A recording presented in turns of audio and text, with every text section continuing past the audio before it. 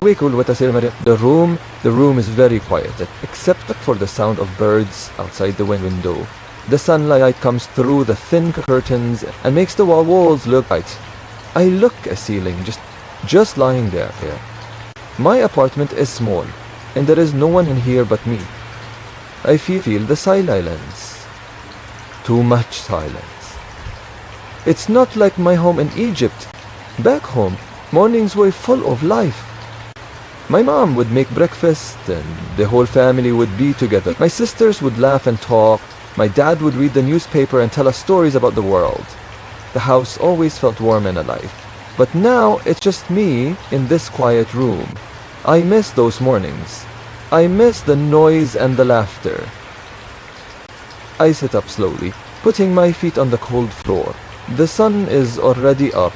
I don't need an alarm clock because I always wake up early. It's a habit I've kept since I was a kid. I get out of bed and walk to the kitchen to make tea. Not just any tea, Egyptian tea. It smells strong and reminds me of home. My mom sends me voice messages almost every morning. She tells me to eat breakfast and not to skip meals. But here breakfast is expensive, so I usually just have tea and maybe a slice of bread. It's not the same as back home where breakfast was a big family event. I hold the warm cup of tea and look out the small window. The street outside is quiet, just like my room. A few cars drive by and I can hear a dog barking in the distance. This is my new life. It's not what I'm used to, but I'm trying to get used to it. Every day is a new start, a new challenge. Some mornings I feel okay. Other mornings I miss my family so much that it's hard to get up, but I get up anyway. I make my tea, I look out the window, and I remind myself that I'm here now. This is my home. For now. I walked into the small kitchen. It wasn't much. A counter, a sink, and a few cabinets. But it was enough. I was still in my pajamas. I didn't mind. Nobody was around to see me anyway. I opened the cabinet and pulled out the tea. It was Egyptian tea, the kind I grew up drinking. I placed the teapot on the stove and filled it with water. As the water boiled, I got out a glass and some sugar. The room was quiet except for the bubbling sound. I started to relax. When the tea was ready, I poured it into the glass. The smell was strong, rich, and warm. It reminded me of home. My mother's kitchen, the sunlight coming through the windows, and the noise of my sisters laughing. I could almost hear them now, talking and teasing each other while my father read the newspaper. Then my phone buzzed. I picked it up and saw it was a voice message from my mom. I pressed play, and her voice came through, full of love and worry. She told me to take care of myself, to eat properly, and not to skip meals. I smiled. That was my mom. Always making sure I was okay, even from far away. I sat down at the small table, the warm tea in my hands, listening to her voice. For a moment, I wasn't here. I was back in Egypt, in her kitchen, surrounded by the sounds and smells of home. I missed it so much. But the tea, the smell, and her voice made it feel like a piece of home had followed me here. I held the glass of tea and walked over to the small window. The street outside was quiet. Just a few cars passed by, and every now and then, a person hurried along the sidewalk. It was early, so most people were probably still at home or on their way to work. I stood there, sipping my tea, letting the warm liquid calm me. The smell was familiar, the taste comforting, but the quiet, it was something I still wasn't used to. Back in Egypt, mornings were full of noise. I'd hear my neighbors talking, my sisters laughing, the sounds of life all around me. Now, it was just me. As I looked out at the empty street, I thought about my day ahead. I knew I had to go to work soon, but I didn't rush. I let the moment stretch out. It was one of the few times I could just stand still and think. The tea reminded me of home, and as I drank, I tried to hold on to that memory. The end of the day, the street stayed quiet. The sunlight climbed higher, and slowly I finished my tea. I put the glass down and took a deep breath. This was my new life. Every morning started this way, calm, quiet, and a little lonely. But I knew I had to keep going. I stood at the bus stop, pulling my coat tighter around me. The sky above was gray and the air felt heavy. It was cold. So cold my fingers hurt when I pulled them out of my pockets to check the time. The bus was late again, and I felt that small knot of worry in my stomach. What if I'm late for work? Will they say something? I shifted from one foot to the other, trying to keep warm. Finally, the bus came. I stepped on, grateful for the blast of warmth. Most of the seats were taken, but I found one near the back. I sat down, exhaling slowly. The bus started moving, and I stared out the window. The houses passed by quickly. Small, neat homes with front yards, cars in the driveways. People walked along the sidewalks, wrapped up in coats and scarves, rushing to get wherever they were going. It all looked so different from the slow mornings back home in my village, where the streets were quiet and everyone knew each other. I felt the bus stop again, and a man came to sit beside me. He looked friendly, about my age. "Good morning," he said. His voice was soft but kind. I was surprised. Most people kept to themselves on the bus. "Good morning," I replied. The man smiled and asked, "Where are you from?" "Egypt," I answered. He nodded, his face brightening with curiosity. "Oh, Egypt. That must be so different from here." He then asked if I knew where he was from. I smiled just a little. "Yes," I said. "It is very different." We didn't talk much more, but the exchange stayed with me. As I stepped off the bus into the cold air again, I realized that small moment, just a few words with a stranger, had made me feel a little less alone. It wasn't much, but it was enough to start my day. I pushed open the glass door and stepped into the office. The bright fluorescent lights hit me right away, making everything feel sharp and cold. My heart was beating fast, and I took a deep breath to calm myself. It was my first day at work, and I didn't want to mess it up. I reached up to adjust my tie. It felt too tight, but I wanted to look professional. My coat was heavy in my hands, and I wasn't sure where to put it. I just stood there for a moment, looking around. People were moving quickly, typing on computers, talking in low voices.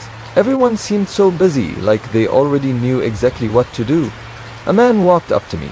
He was older, with glasses, and a kind but serious face. "You must be Ahmad," he said. I nodded quickly.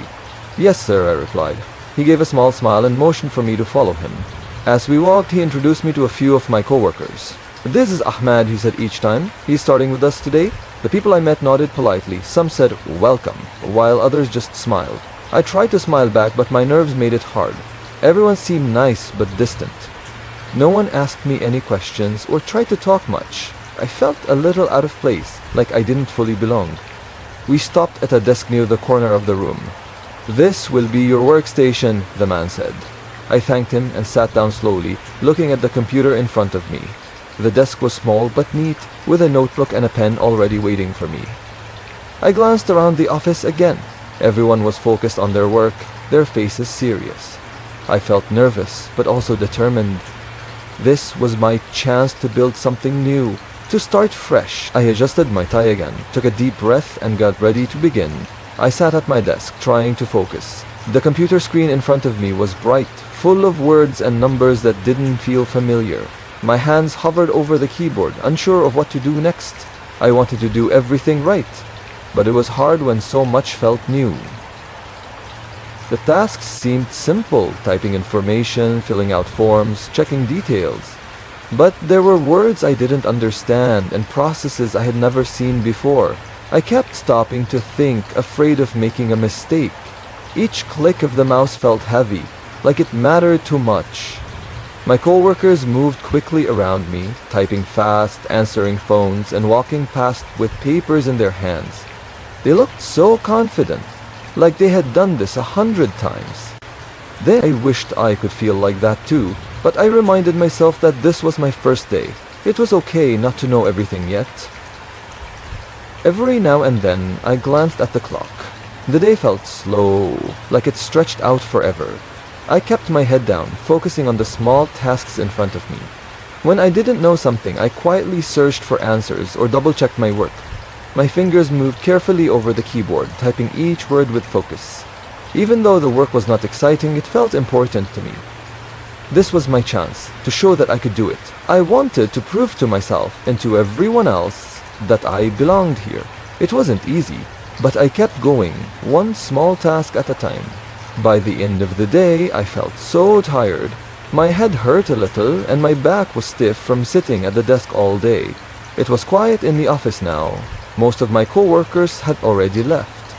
I saved my work on the computer and slowly packed my things, making sure I didn't forget anything. Then, I looked around the room one last time before I walked out. My desk was still neat, the papers in order, the computer screen dark. I hadn't made any mistakes today. That thought made me smile, even though I was tired. It was my first day and I had done my best. When I stepped outside, the cold air hit my face. The sky was a mix of gray and orange, with the last light of the sun disappearing. I pulled my coat tighter around me and started walking to the bus stop. As I walked, I felt a small sense of pride. I had survived my first day at work. It wasn't easy and it wasn't perfect, but I had done it. That meant something to me. But then I thought about how I had no one to tell.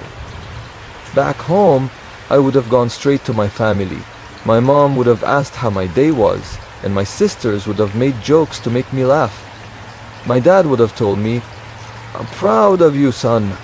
Here, it was just me. The street was quiet, except for the sound of cars in the distance. I felt the weight of the silence, the loneliness creeping in. Still, I held on to that small victory. I told myself it was just the first day. Maybe tomorrow would feel less lonely. Maybe one day I'd have someone here to share these moments with.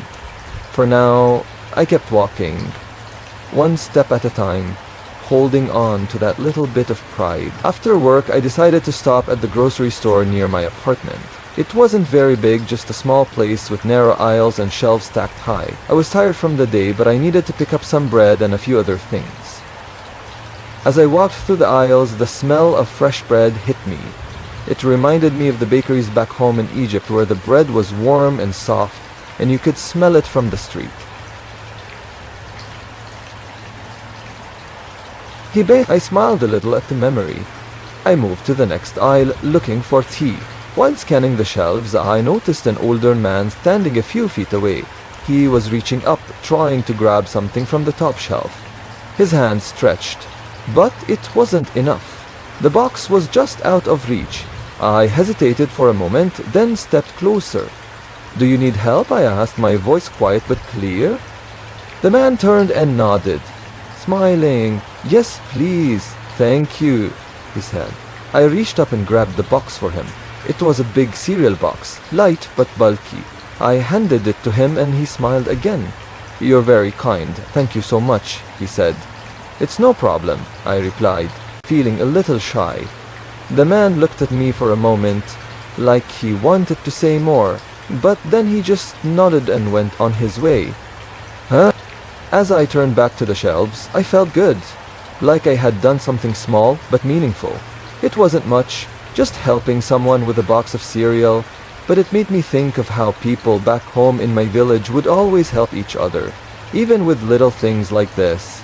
It felt nice to bring a bit of that kindness here, even in a grocery store far from home. The man smiled as he took the box from me. "Oh, thank you again," he said. "These shelves are getting taller every year, or maybe I'm just getting shorter." I laughed a little at his joke. "Maybe both," I replied. He chuckled, and for a moment the air felt warmer, even in this cold little grocery store. "It's freezing out there, isn't it?" he asked, tucking the box under his arm. "Yes," I said, nodding. "It's very cold. I'm still not used to this weather." "Hal ma jisilla para e ali hirbaħ. Margali hatsilo na aħto ba aye. "Where are you from?" he asked, tilting his head slightly. "Egypt," I said, and his eyes lit up. Egypt. Wow, much warmer there, I bet," he said, smiling.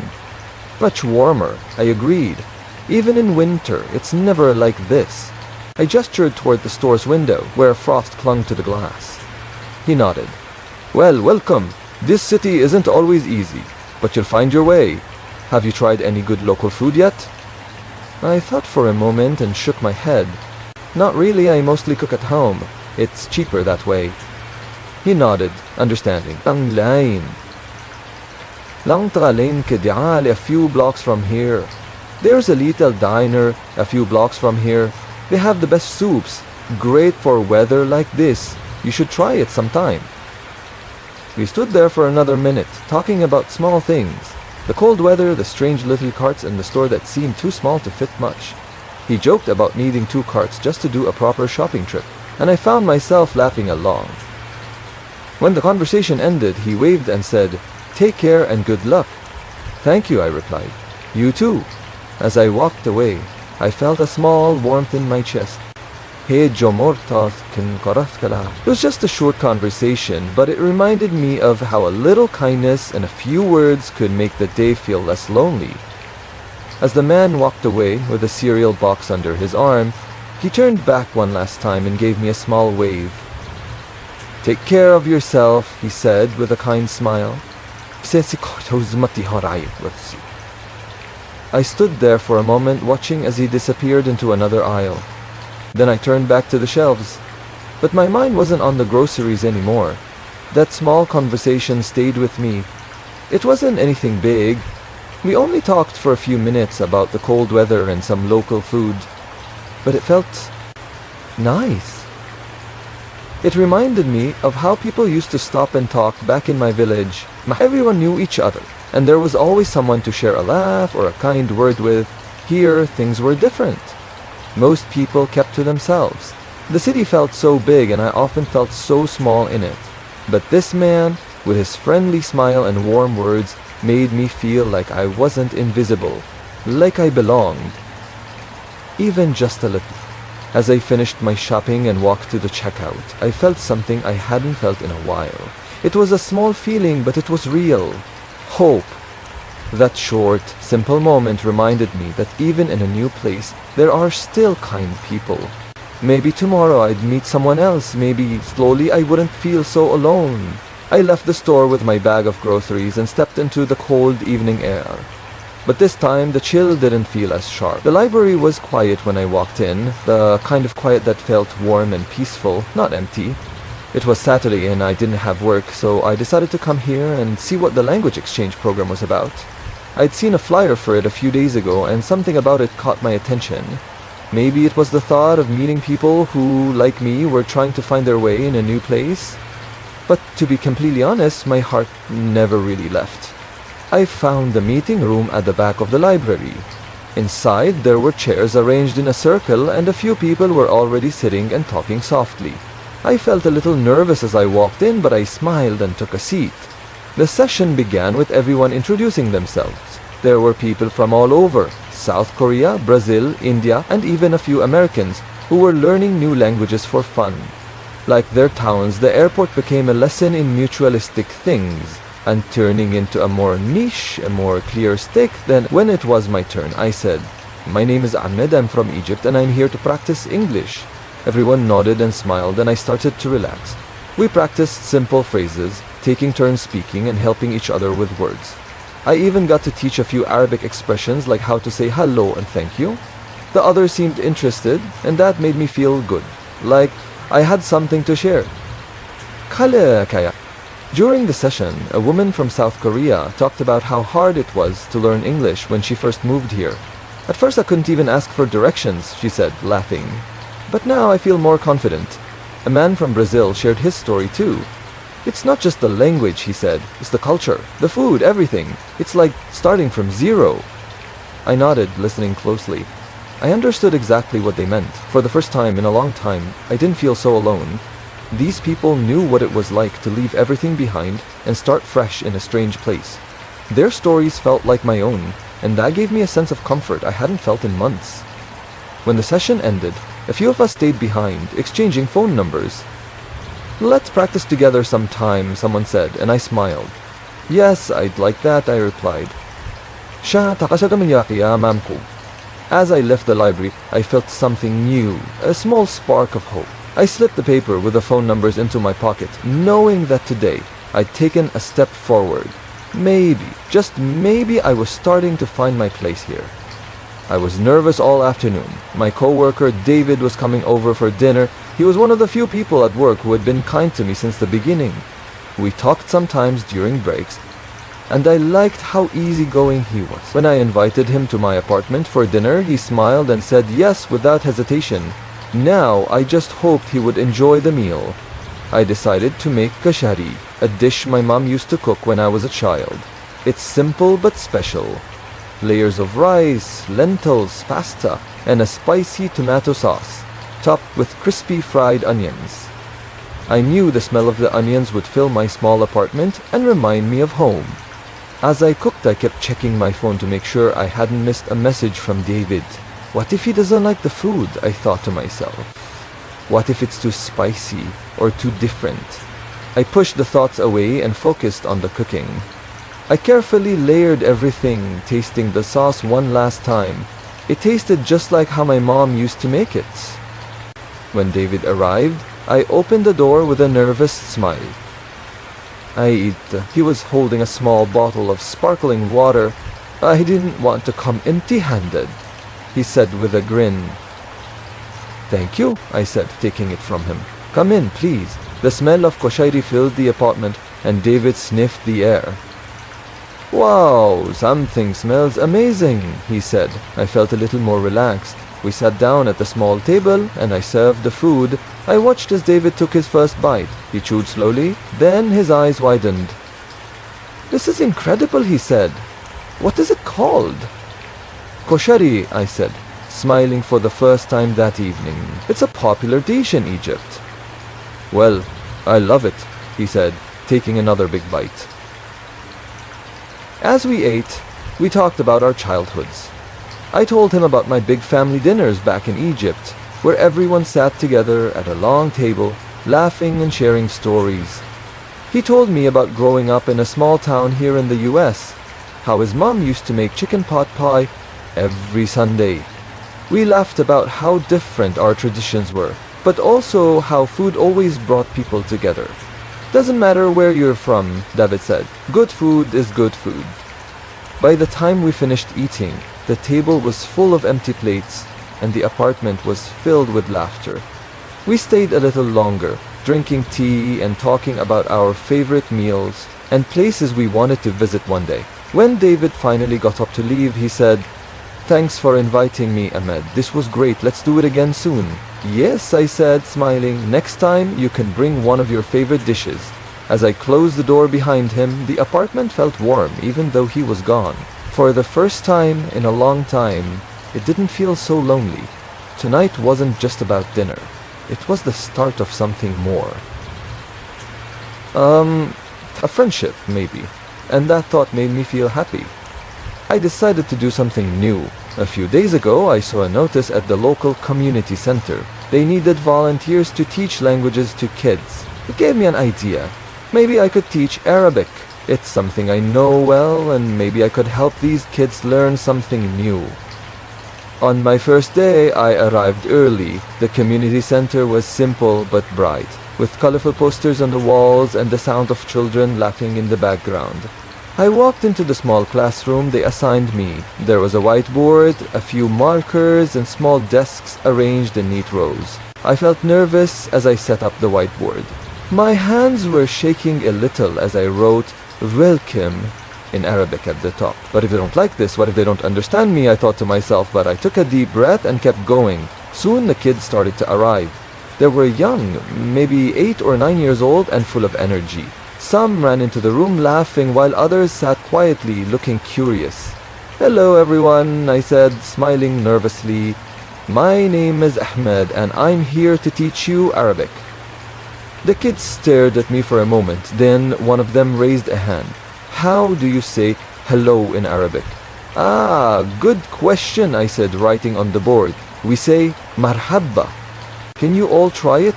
Mahaba, they said together, their voices a little unsure but excited. As the lesson went on, the kids asked more questions. How do you write my name in Arabic? One girl asked, holding up her hand. I wrote her name on the board, and her eyes lit up. Another boy asked, How do you say thank you? I taught them, and they practiced saying it over and over, laughing every time they got it right. Their curiosity and excitement reminded me of my younger siblings back in Egypt. My little brother always asked a million questions, and my sister loved to laugh at everything.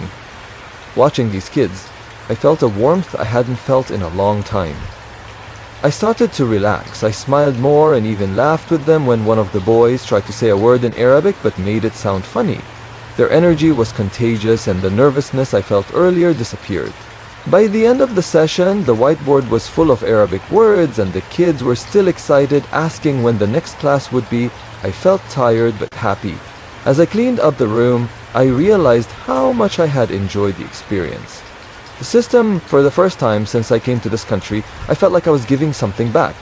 Teaching these kids reminded me of home, but it also gave me a sense of purpose here. It was just one class, but it felt like a small step toward building something new, something good.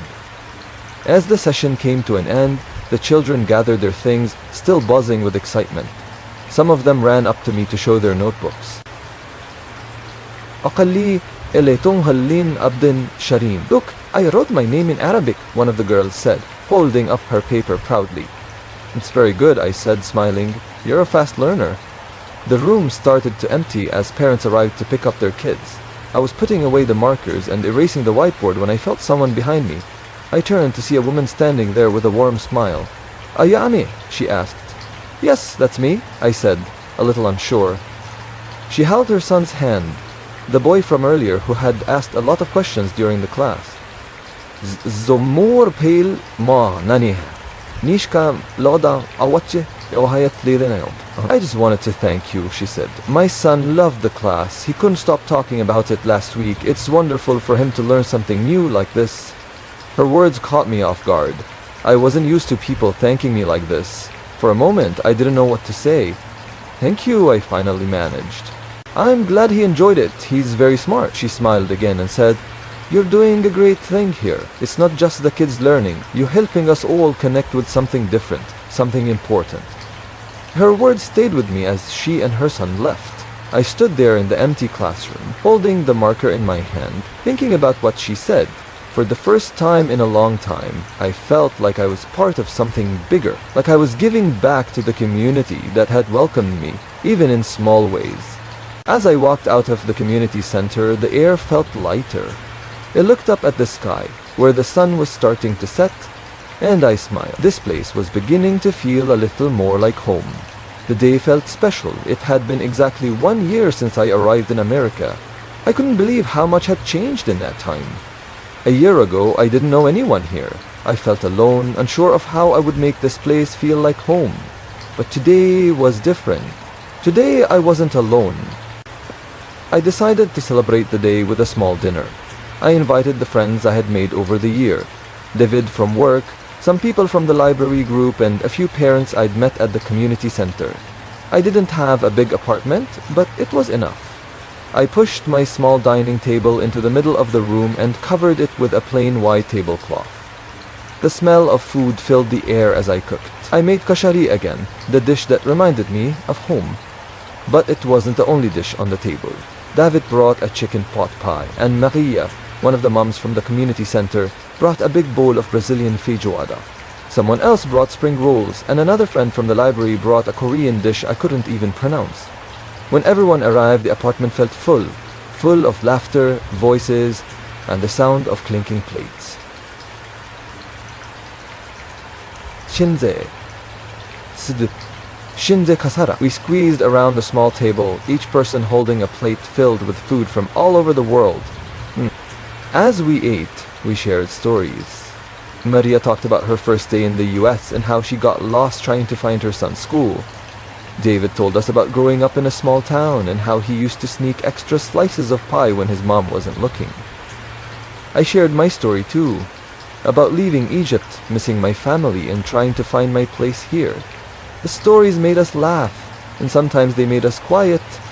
Thinking about how far we had all come, I looked around the table and felt something I hadn't felt in a long time. Gratitude. A year ago, I couldn't imagine sitting here with these people, sharing food and stories like this. As the evening went on, the conversations became louder, the laughter stronger. I didn't even notice how small my apartment felt anymore. All I could feel was the warmth of connection. When the night ended and everyone left, I sat at the table for a moment, looking at the empty plates and cups. My heart felt full.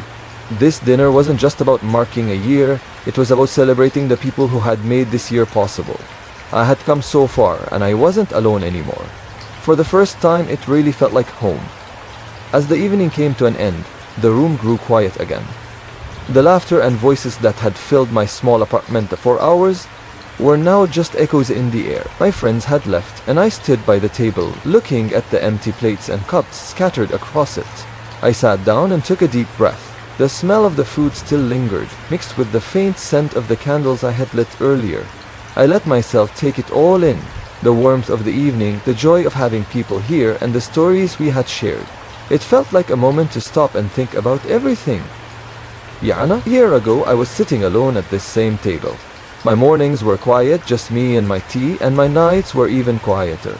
Back then, I wasn't sure if I would ever feel at home in this new place.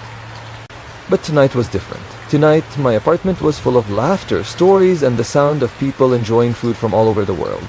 For the first time, I didn't feel like I was on the outside looking in. I felt like I was a part of something. This place, this friendships, this life I was building. I thought about how far I had come, from that first nervous day at work when I barely spoke to anyone, to now, sitting here after hosting a dinner with people I care about. It wasn't always easy. But every little step I took had brought me to this moment. I smiled to myself and stood up to start cleaning. The plates could wait until tomorrow, but for now, I felt at peace. For the first time, I wasn't just surviving in this new world. I was living in it, and that thought made the room and my heart feel so much brighter.